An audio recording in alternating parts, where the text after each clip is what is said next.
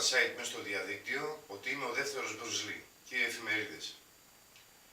Με λένε Γιάννη Αλεξίου και έχω δημιουργήσει το σύστημα Black Dragon John Αλεξίου. Προκάλεσα τον καλύτερο μαχητή της Ελλάδας.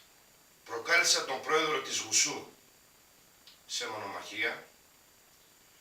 Προκάλεσα τον Κασιδιάρη και όλοι κολώσατε.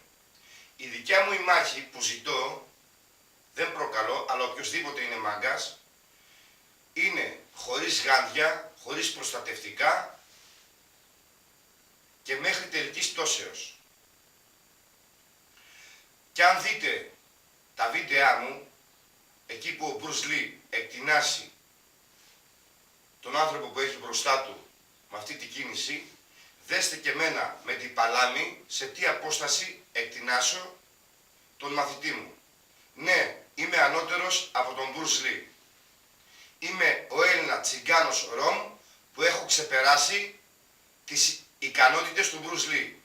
Και τώρα, οποιοσδήποτε γουστάρει, από οποιαδήποτε πολεμική τέχνη και από πρόεδρους των Ομοσπονδιών της Θεσσαλονίκης, αν νομίζουν ότι έχω καβαλήσει το καλάμι, ας έρθουν να το δοκιμάσουν.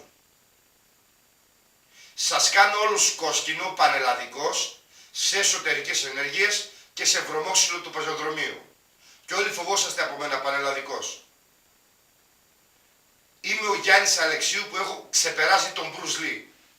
Το site iNews της 23 Τρίτου 2013, διαβάστε το, αφού αυτοί οι άνθρωποι έχουν δει τα βίντεο μου και μιλούν αντικειμενικά, από ό,τι καταλαβαίνετε κι εσείς, και λένε ότι ίσως ξεπερνάω σε ικανότητες και τον Bruce Lee.